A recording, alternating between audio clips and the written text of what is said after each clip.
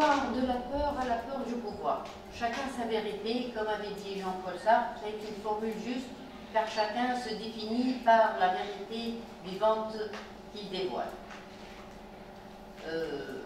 Concernant ce sujet, on traitera dans ce cadre du pouvoir de la peur exercé par l'État contre un ou plusieurs États et également de la peur du pouvoir émanant d'un État ou de plusieurs États ou d'un groupement parlant officieusement en son nom ou défendant sa ou leur cause.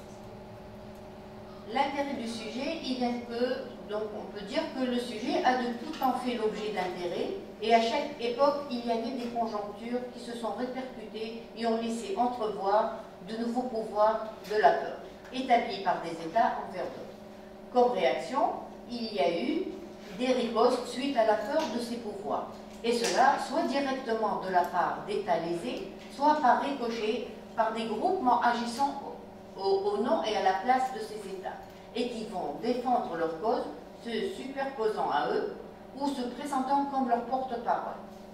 Ce qui est une action délibérément présumée et bénie par les États en question, faisant de cette action une réaction inédite et tacite de leur consentement à ces agissements, alors qu'ils doivent être les seuls à avoir le monopole de la force armée et le droit d'en user dans le cadre de la légitime défense ou la capacité d'entrer en pourparlers avec des États mettant en jeu sur le plan international leur politique étrangère qui, normalement, varie selon les conceptions politiques des États et non celles d'autres acteurs de la société internationale. C'est le cas, à titre d'exemple, du Liban avec le Hezbollah et du Hamas en présence à Gaza avec Israël. En associant la pratique établie par les États dans ses rapports avec ses semblables, on peut faire appel à l'histoire et à la sociologie et surtout à la psychologie des relations internationales, qui ne sont pas toujours enseignées malheureusement dans notre faculté, qui peut expliquer les relations entretenues à l'échelle internationale interétatique et que ces sciences sociales ne sont pas propres aux personnes physiques, impliquant que les États, en tant que personnes morales, étant donné qu'ils sont guidés par des personnes physiques, parlant en son nom, peuvent influencer le pouvoir par leur prise de décision, contenant une part de subjectivité, car des politiciens qui souffrent de maladies psychiques, et on connaît même en Tunisie, et qui finissent par être des dictateurs présentant un danger à l'échelle mondiale pour les États et toute l'humanité, comme fut le cas, par exemple, d'Hitler ou de Mussolini. De plus, limiter un pouvoir, c'est déjà reconnaître qu'il peut y avoir des abus à chaque action. Il va y avoir des réactions propres au cas d'espèce, variant selon la gravité et l'intensité des moyens utilisés, qui se développent avec les nouvelles technologies. On aura l'Internet, l'échange d'informations donc va se faire plus rapidement, le terrorisme international, les guerres bactériologiques ou de l'empoisonnement et des assèchements des sources hydriques. Toutes ces relations deviennent conflictuelles dès qu'on signale certaines capacités de résistance devant des comportements plus qu'abusifs. On doit donc, dans ce cadre, il est important de définir les termes qui vont aider à comprendre la question critique. Donc le pouvoir, c'est le droit pour quelqu'un de faire telle chose par son statut, une autorité ayant une puissance de droit ou de fait, exprimant la situation de ceux qui gouvernent ou dirigent, ainsi entendu, dans le cadre du droit international public, il signifie l'État, qui à travers son gouvernement, en tant qu'institution politique, exerce le pouvoir exécutif dans un pays. Il revient dans ce cadre aux États de décider et d'entreprendre toute action jugée nécessaire à la conduite de sa politique. La peur est un sentiment d'angoisse éprouvé en présence ou à la pensée d'un danger, réel ou supposé, d'une menace, des réactions qui font donc qu'on adopte un comportement obéissant à certaines consignes ou exigences. Quant au pouvoir de la peur et la peur du pouvoir, tel qu'existant dans les relations interétatiques, est un fait caractérisant l'hégémonie des États qui s'impose par la force en tant qu'acteur principal à l'échelle internationale, qui fait que certains États vont obéir à certaines consignes par crainte des réactions récoltées en cas de désobéissance aux 10 États. L'action des États se trouvera ainsi au cœur même des relations internationales qui ne peuvent pas être dissociées de la politique.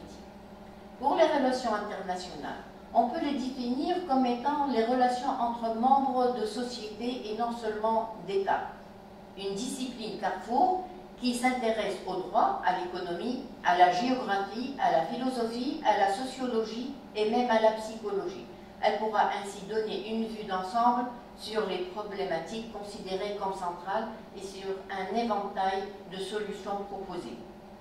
La thématique donc suscite une problématique commune consistant à savoir quels sont les fondements du pouvoir de la peur dans les relations internationales interétatiques, et on se limitera à ce genre de relations, donc interétatiques, et la mise en cause de cette pratique conduisant à des réactions provenant de la peur du pouvoir.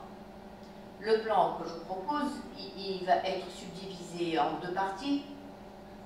On va traiter tout d'abord du pouvoir de la peur comme fondement conjecturé, donc c'est-à-dire prédit, présumé, des relations internationales interétatiques, donc préétablies, et en second lieu, on traitera du pouvoir de la peur, un fait provocateur aux répliques conséquentes. On va traiter dans la première partie des fondements théoriques qui sont nécessaires pour comprendre les relations internationales, qui se basent justement sur ce pouvoir de la peur, et dans une autre partie des fondements juridiques internationaux réglementant le pouvoir de la peur, c'est-à-dire les textes existants. Dans la deuxième partie, on traitera des atteintes illimitées du pouvoir touchant des droits, et dans la seconde, des réactions multiples issues de la peur du pouvoir contrecarrant le pouvoir de la peur. C'est un jeu de mots, et c'est assez explicite ce que j'ai mis là. Normalement, en droit, c'est des trucs très carrés, et on ne fait pas de telles présentations, mais moi je l'ai mis parce qu'elle exprime elle exprime ce que je vais en parler. Donc la première partie, le pouvoir de la peur, un fondement conjecturé, donc présumé, des relations internationales interétatiques. Pour les fondements théoriques des relations internationales, ils vont synthétiser le pouvoir de la peur. Et un bref rappel des différentes théories des relations internationales serait utile pour démontrer les multiples interprétations proposées par les théoriciens qui permettront de comprendre à la fois le caractère complexe des faits internationaux. Ainsi, on va prendre en considération donc deux principales analyses. L'analyse réaliste, qui est utile pour suivre le déroulement des négociations entre puissances et comprendre les rapports de force, et l'approche marxiste, qui va aider à comprendre les ruptures causées par des tensions sociales. Les deux approches accordent une place prépondérante aux États. Une combinaison de ces différentes approches des relations internationales aidera à fournir des explications des faits internationaux et à la fois évaluer la dynamique des relations internationales. Donc pour les approches réalistes et néo-réalistes, ils vont envisager plutôt les relations internationales sous l'angle des rapports de force entre États souverains, mettant en œuvre des stratégies autonomes de défense et de promotion de leur intérêt. On aura quatre principaux auteurs à titre indicatif et non limitatif. On aura tout d'abord le premier, c'est Thucydide, qui en l'an 400 avant le Christ, dans son ouvrage Histoire de la guerre de Péloponnèse, entre deux cités de la Grèce, Athènes et Sparte,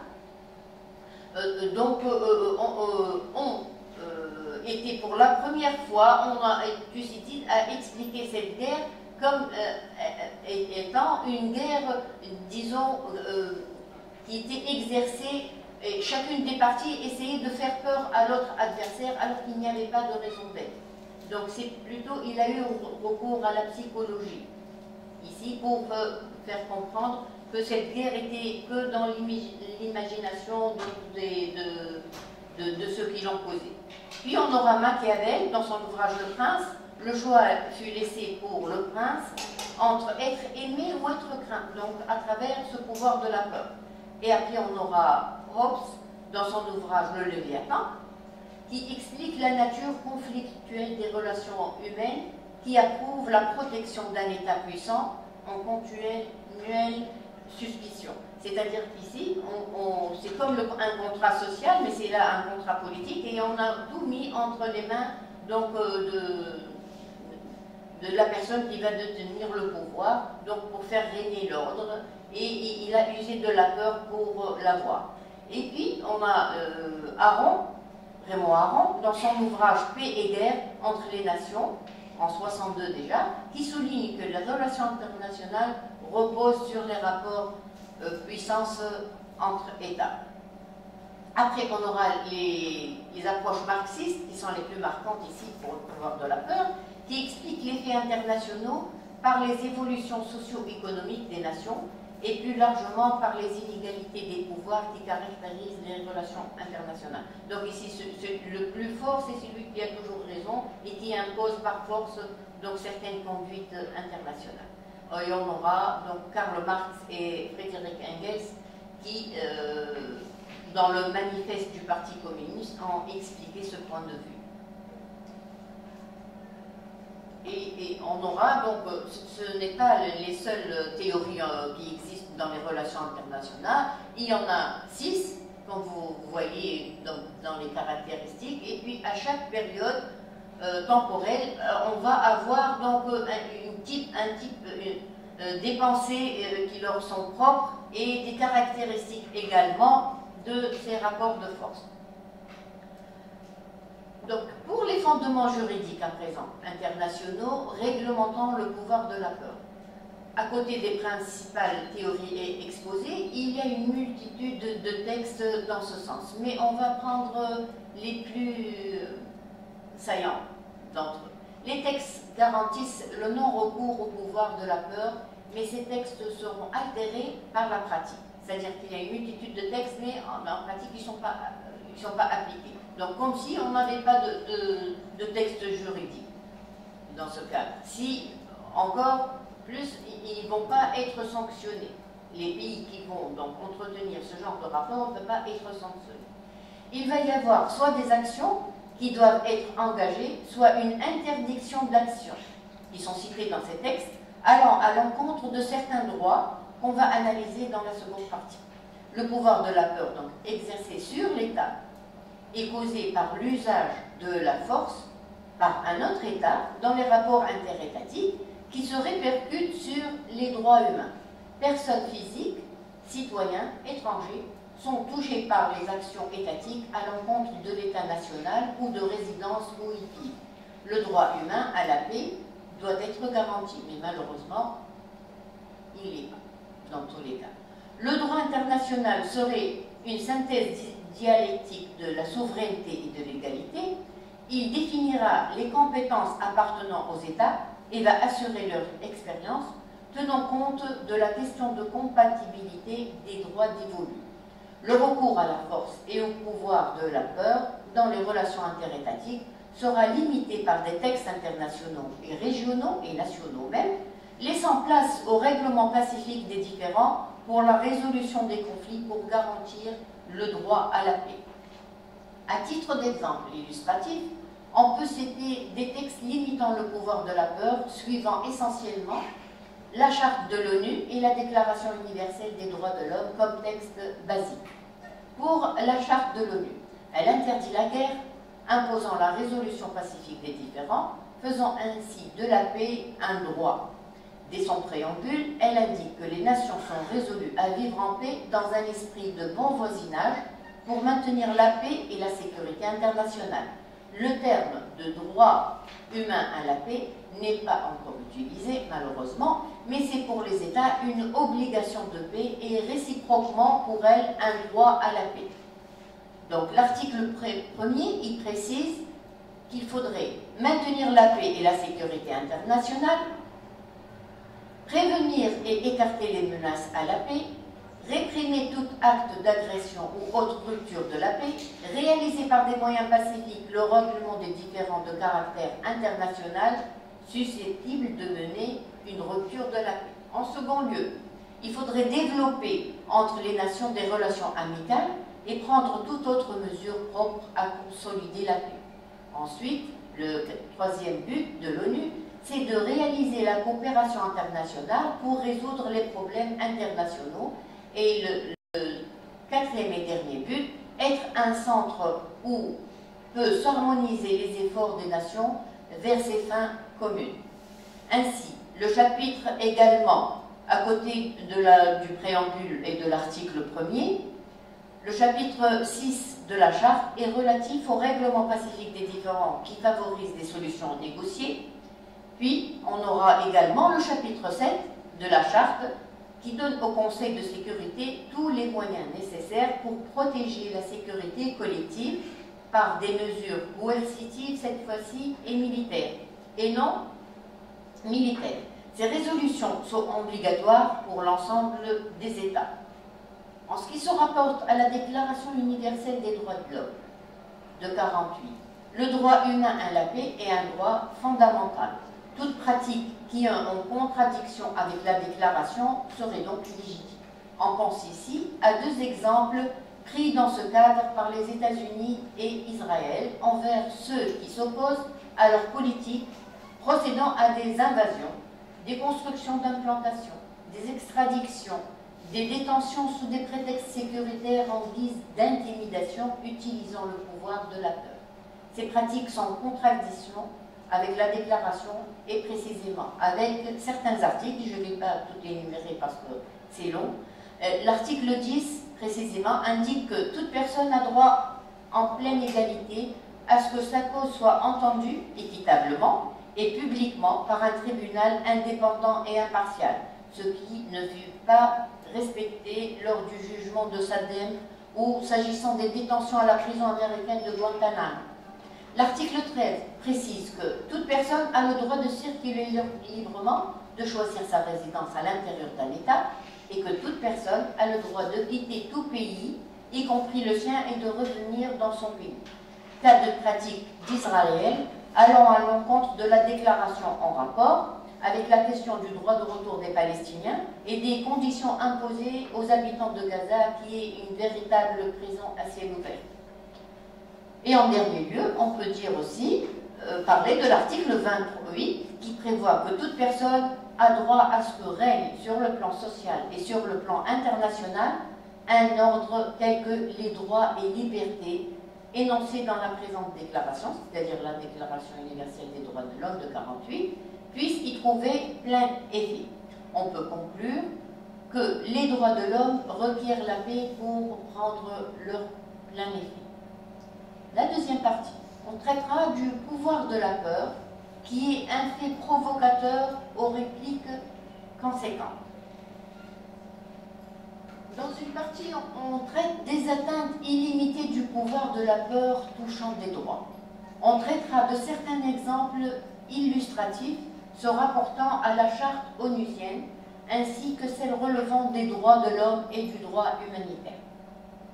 Dans son rapport millénaire, en 2000, le secrétaire général des Nations Unies, Kofi Annan, s'adressant à l'Assemblée générale, souligna que l'ONU se propose de réviser les relations internationales entre les États, ainsi que la conduite des affaires mondiales, car la charte est écrite au nom des peuples qui ont tenu à proclamer leur foi dans la dignité humaine et les droits de l'homme, afin d'instaurer une meilleure condition de vie à l'abri justement de la peur, recommandant plusieurs mesures qui furent prises lors du sommet du millénaire en 2000 au siège de l'ONU, en faveur de 4 points d'action.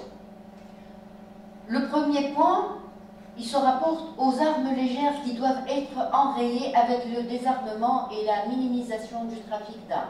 En pratique, on sait que ces trafics sont réalisés grâce aux grandes puissances qui développent ce type de marché, assurant des gains faramineux, gigantesques.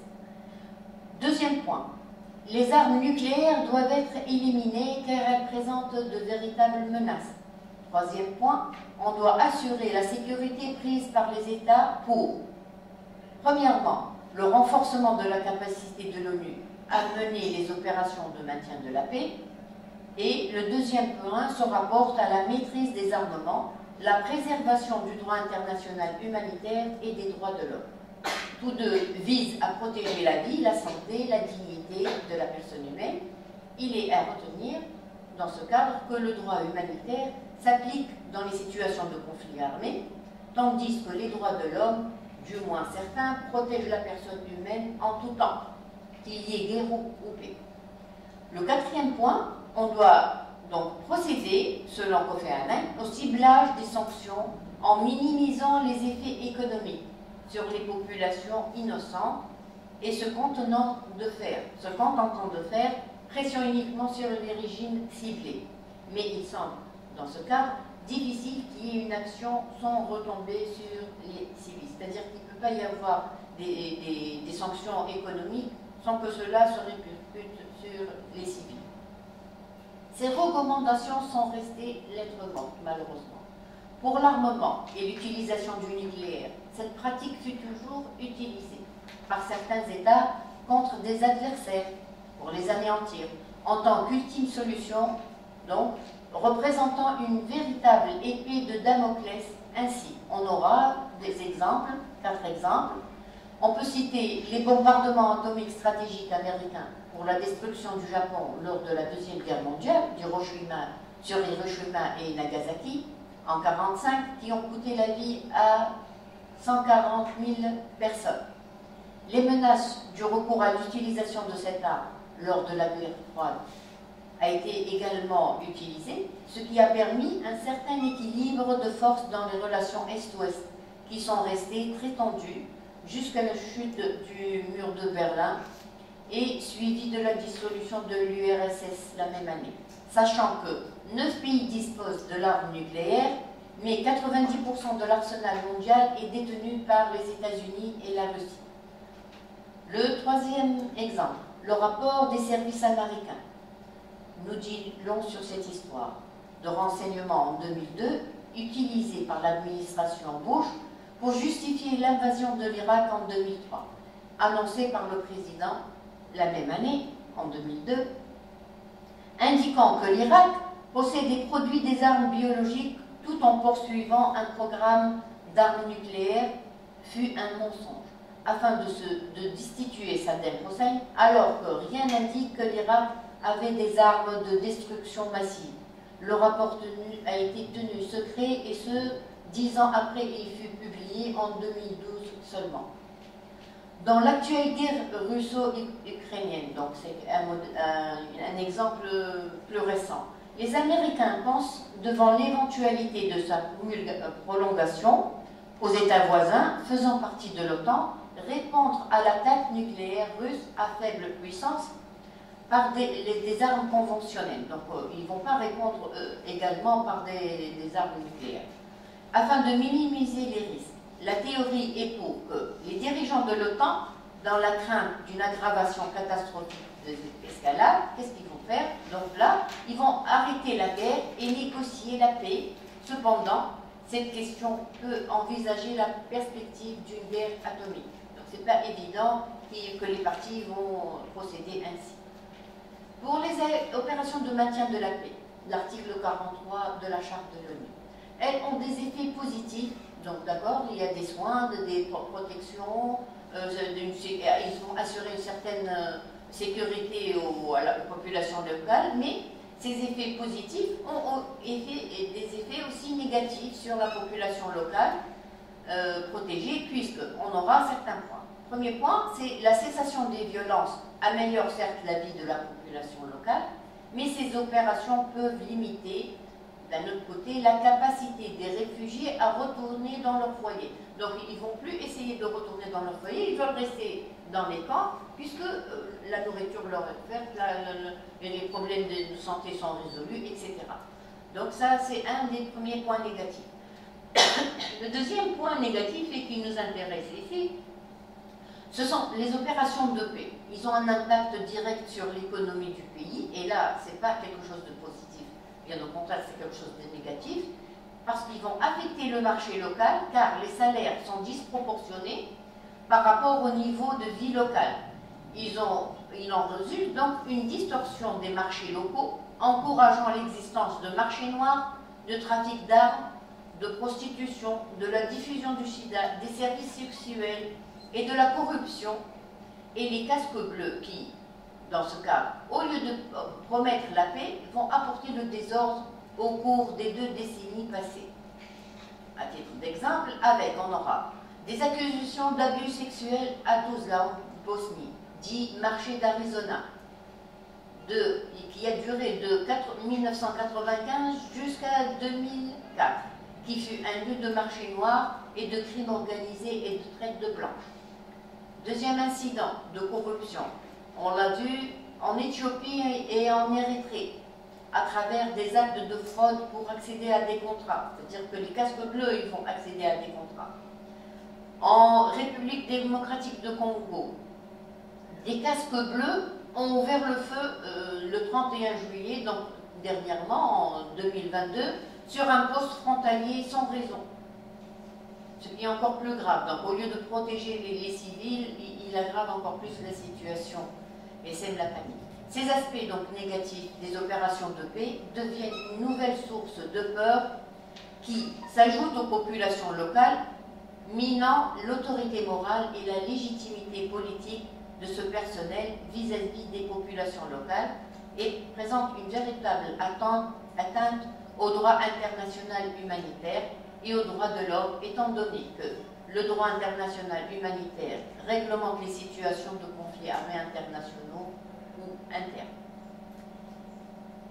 Le cas d'exemple cités sont en contradiction donc avec les 4 conventions de Genève et il en est de même pour les droits de l'homme qui sont touchés car ces pratiques, en contradiction avec les normes qui reconnaissent et protègent la dignité de tous les êtres humains, régissent la façon dont nous vivons en société, les uns avec les autres, ainsi que la relation qui lie les individus au gouvernement et les obligations des gouvernements envers eux avec la conservation des droits naturels qui sont imprescriptibles ou dans le cadre de notre sujet, la sûreté et la résistance à l'oppression doivent être garanties. Concernant la question de ciblage des sanctions, elle est en étroite relation avec la question de sûreté et de la résistance à l'oppression et du droit des peuples à disposer d'eux-mêmes, au droit à l'autodétermination, garanti par le droit international, ce qui n'a pas été le cas en Palestine, en Irak, en Libye, où on a confondu ici la justice et la vengeance.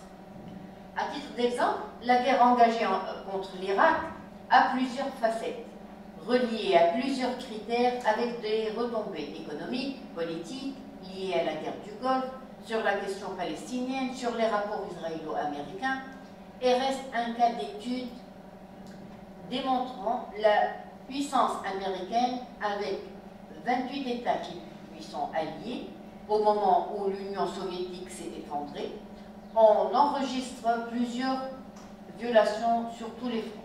On peut dire que les sanctions contre l'Irak, embargo, blocus, etc., sont constituées particulièrement d'un embargo et de sanctions partielles restées en place durant des années.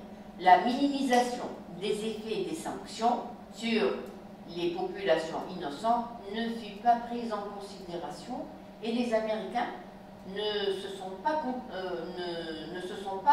contentés de faire pression uniquement sur le régime ciblé, ce qui laisse entreentendre qu'il y a eu également des répercussions sur les civils, sur la santé, puisqu'il n'y avait pas de médicaments, sur le pouvoir d'achat, ils n'avaient pas assez d'argent, ils ne pouvaient pas aller travailler, donc ça causait ce genre de problème, et il y en a bien d'autres. Même si Saddam, à supposer, est considéré comme un dictateur, il y a eu dans son procès des injustices, car les États-Unis contrôlaient l'ensemble du procès, tenant à ce que la peine de mort soit appliquée, sachant que les arguments contre la peine de mort existent, mais ne doivent pas être arbitrairement valables pour lui. Son procès n'était dans ce cas ni juste ni équitable, car on a contesté la légitimité du tribunal irakien, considérant qu'il n'a pas la possibilité de juger le chef d'État irakien, et on a contesté également l'ensemble des charges qui pesaient sur lui, en apportant des preuves contraires. Donc le tribunal, il n'a pas essayé d'apporter une preuve contraire, il a seulement accusé. Et là aussi, c'est quelque chose qui est contraire à la justice et au droit de défense également. Ce jugement n'arrivera qu'après l'élection américaine, car George Bush, comme je vous ai dit précédemment, voulait éviter un débat public avant sa réélection. Il avait craint des révélations qui puissent être faites par le président Saddam, qui seraient embarrassantes pour lui, et donc là, il ne va pas gagner les élections. La chute du régime et la guerre civile qui a suivi en Irak de 2008 jusqu'à 2011, et on peut dire également jusqu'à présent, n'a rien changé pour les Irakiens, car la situation des droits de l'homme reste toujours alarmante. De plus, les camps de détention de Guantanamo, prison militaire américaine, est opérationnel depuis le 11 janvier 2002 jusqu'à nos jours, dans des conditions inhumaines, des chénopies et des humiliations de toutes sortes. Les Américains recourent donc à ce pouvoir de la peur à l'approche également de 2 poids 2 mesures. Dans les affaires internationales, l'étalon des règles est utilisé pour évaluer les pratiques étatiques et n'est jamais appliqué aux leurs. Et lorsqu'il s'agit des mesures à prendre, par exemple, contre Israël, principal allié régional des Américains, ces derniers utilisent leur droit de veto tout simplement. Même les résolutions des Nations Unies qui furent prises en faveur de la Palestine, et ce de 1947 jusqu'à 2019, restent non respectées et non sanctionnées également. Israël échappe à toute impunité en contradiction avec les conventions humanitaires et les droits de l'homme. Et là, je vous ai mis donc juste quelques exemples, mais les exemples ils sont énormes. Là, il y a beaucoup d'exemples. Dans le cadre du chapitre 7 de la Charte onusienne, qui prévoit le recours à des mesures coercitives, reste tributaire des relations entretenues et des coalitions effectuées selon les intérêts du moment, selon l'article 39. Le Conseil de sécurité, il peut prendre des mesures de coercition non militaire, selon l'article 41, immédiate, qui a été immédiate lors de l'invasion du Koweït, alors que pour d'autres, ils peuvent attendre des mois et des mois avant qu'on arrive à avoir une résolution du Conseil. Exige le même jour le retrait irakien du territoire du Koweït. Alors que, comme je vous ai dit, donc c'est une question qui est devenue une question politique, et c'est une question personnelle entre Bush et Saddam, et donc ça a engagé toute une région à vivre dans des situations catastrophiques. Des mesures militaires aussi peuvent être exercées, des mesures militaires coercitives. On a donc de l'article 42 jusqu'à 47 qui furent également adoptés suite à la mise en jeu des intérêts pétroliers occidentaux, cette fois dans le cadre du conflit libyen. Le Conseil de sécurité,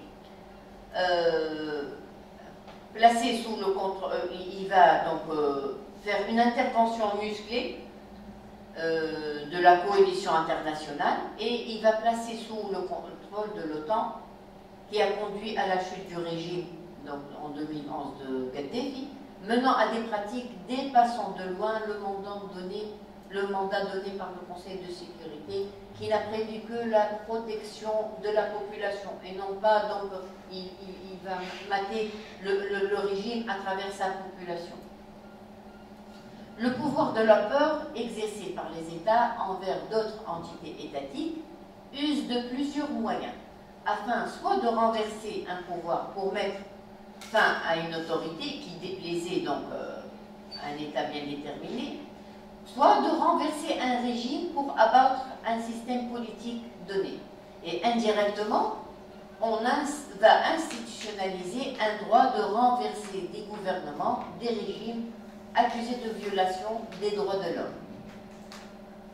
En ce qui se rapporte à la charte de l'ONU, elle prévoit dans son chapitre 7 l'emploi de la force, et la communauté internationale décidera alors de l'urgence pour sa défense. Il y a donc une légitimation de l'intervention d'un État au titre de son autodéfense, admettant ainsi le droit d'ingérence sous prétexte humanitaire, alors que le pouvoir d'intervention prévoit, selon le paragraphe 7 de l'article 2, qu'aucune disposition de la Charte n'autorise les Nations Unies à intervenir dans des affaires qui relèvent de la compétence nationale d'un État. La pratique, dans ce cadre, enfreint le principe de souveraineté et légitime l'intervention, car l'article prévoit que ce principe ne porte en rien atteinte à l'application des mesures de coercition prévues au chapitre 7. L'intervention, à titre d'exemple en Irak, fut sous cette rubrique, puisque le gouvernement était soupçonné seulement de soutenir le terrorisme et l'attentat du 11 septembre 2001. On a voulu à la fois réaliser un désarmement, malgré l'engagement du gouvernement donc, à l'exécuter en traînant les pieds, il a fait 30 ans, et à renverser ce gouvernement et ce régime d'État voyou, dont les agissements sont en contradiction avec les droits de l'homme, le jugeant à travers ses pratiques internes, sans attendre donc que le pire puisse arriver et qu'il puisse donc attaquer les États limitrophes à l'instar de ce qu'il a fait avec le Koweït. Donc l'invasion puis l'occupation de l'Irak par les États-Unis démontrent leur capacité de renverser un ordre politique en utilisant donc le pouvoir de la peur, préétabli comme leur difficulté donc construire un nouveau à leur profit. Pourquoi? Parce qu'il a trouvé une certaine opposition de la population même. Cette guerre donc, valorise la croyance en un conflit expéditionnaire provoquant une peur de ce pouvoir impliquant des réactions extrémistes. Et là, pour les réactions, ils vont être multiples, issues de la peur du pouvoir contrecarrant le pouvoir de la peur. L'histoire des sanctions à l'égard des États n'est pas toujours dissuasive.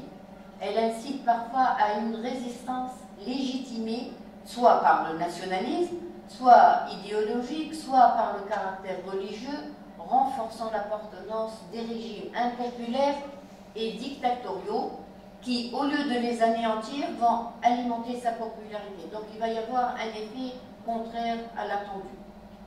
Le pouvoir de la peur s'avère un fait provocateur, donnant lieu à une peur du pouvoir avec des répliques conséquentes, qui est une manifestation de mécontentement exprimée aussi bien à l'échelle interne, pour le cas palestinien, contre toute force occupante ou dévastatrice, si bien intentionnée soit-elle qu'à l'échelle internationale. L'intensité des répliques de la peur du pouvoir dépendra du degré des mesures prises par le pouvoir de la peur. Plus les mesures gagneront d'envergure et plus les répliques deviennent violentes. On passera de la démonstration pacifique de ce mécontentement à une manifestation plus musclée à travers une intervention, par exemple, paramilitaire contre ce pouvoir de la peur, mettant en cause les mesures adoptées.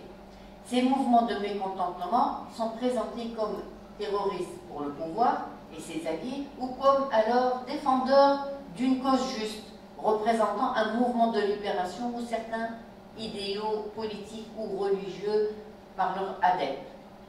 Le terrorisme, il n'y a pas une définition donc, du terrorisme, mais selon le dictionnaire pratique du droit humanitaire, il essaie de donner une définition, mais d'après le dictionnaire, ce terme, et même la définition même, elle est chargée de connotations politiques et idéologiques. Une personne peut être considérée comme terroriste par les uns et un combattant pour la liberté par les autres, selon le dictionnaire. On retiendra donc la tentative de définition proposée par les Nations Unies à travers la Convention du 9 décembre 1999 pour la répression du financement du terrorisme. Dans son article 2, on dit que l'acte terroriste est tout acte destiné à tuer ou blesser grièvement un civil ou toute autre personne qui ne participe pas directement aux hostilités dans une situation de conflit armé, lorsque, par sa nature ou par son contexte, cet acte vise à intimider une population ou à contraindre un gouvernement ou une organisation internationale à accomplir ou à s'abstenir d'accomplir un acte quelconque. Cette définition sera confirmée par la suite par le Conseil de sécurité en 2002 par la résolution 1566. En période de paix, des traités internationaux ont bien organisé la lutte contre le terrorisme et l'entraide judiciaire furent établies. Il en est de même qu'on a signalé qu'en période de conflit, les terroristes ne sont pas considérés comme combattants. Ainsi, dans le cadre de la jurisprudence, on peut citer la Cour suprême israélienne dans son arrêt rendu en 2005 où elle a reconnu les points suivants afin de ne pas confondre terroristes et ne pas leur permettre de bénéficier de statuts institués par le droit humanitaire. Les terroristes ne sont pas, d'après la Cour, une catégorie de combattants dits illégaux, et la guerre contre les terroristes ne constitue pas une catégorie de conflit armé non plus. À titre d'exemple, le Conseil de sécurité a autorisé, dans ce cadre, les Américains et leurs alliés, en tant qu'État, à agir militairement en Afghanistan pour combattre le terrorisme après les attaques du 11 septembre, où Ben Laden, présumé organisateur des attentats, c'est toujours des suppositions, s'y est réfugié. Suite au refus des talibans de leur livrer Ben Laden, des frappes aériennes vont avoir lieu. Et les Américains n'en repartiront qu'à la date symbolique du 11 septembre 21, c'est-à-dire 10 ans après. D'un autre côté, le terrorisme peut aussi émaner de l'État. On appelle le terrorisme d'État. Pareil au terrorisme contre les États. C'est la pratique de la terreur sur sa propre population comme méthode de gouvernement par référence à Israël à l'égard des Israéliens non juifs et aux Palestiniens des territoires autonomes de l'autorité. Donc la terreur exercée par l'armée israélienne ne diffère en rien des frappes islamistes.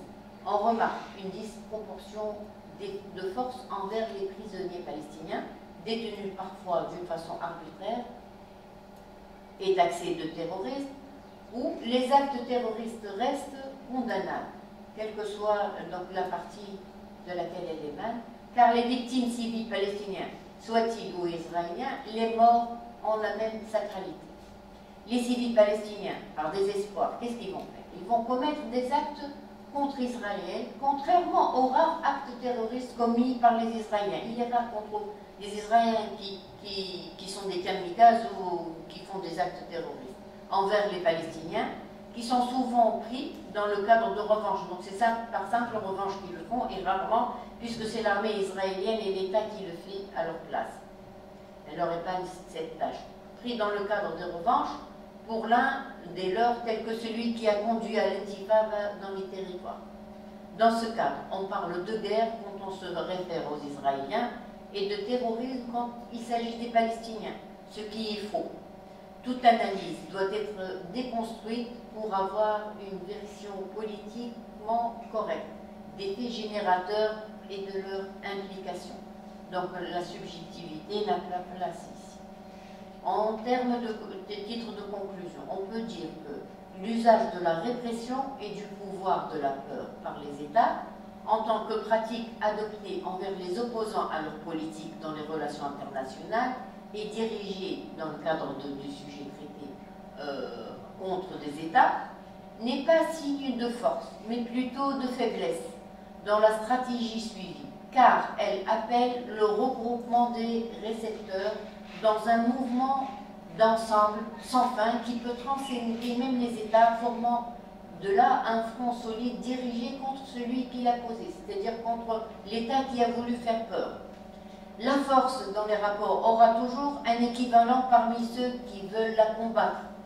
Et donc, au lieu de saper ces forces, bien au contraire, ils vont donc leur donner plus de légitimité pour les combattre.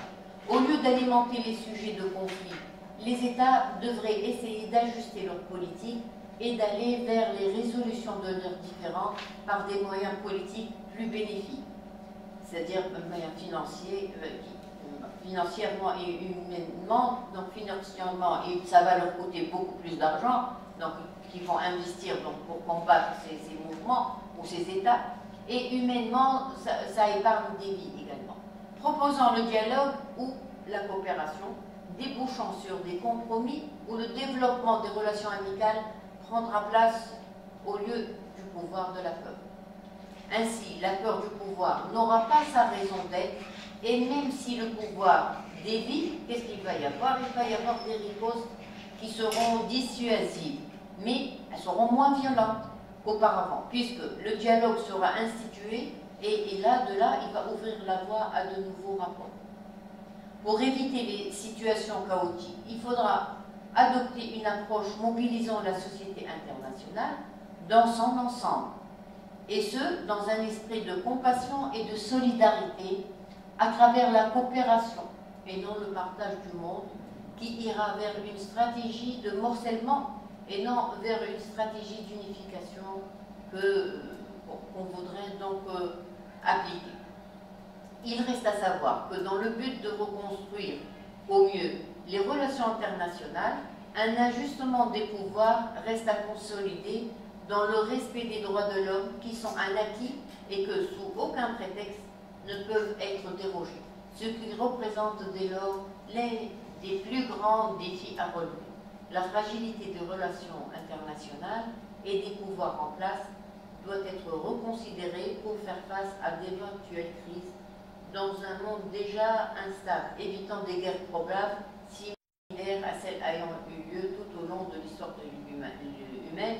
Et là, la Première Guerre mondiale ainsi que la Deuxième Guerre mondiale n'est qu'un exemple, et peut-être si on ne change pas d'attitude, c'est-à-dire si les États ne changent pas d'attitude et ne vont pas vers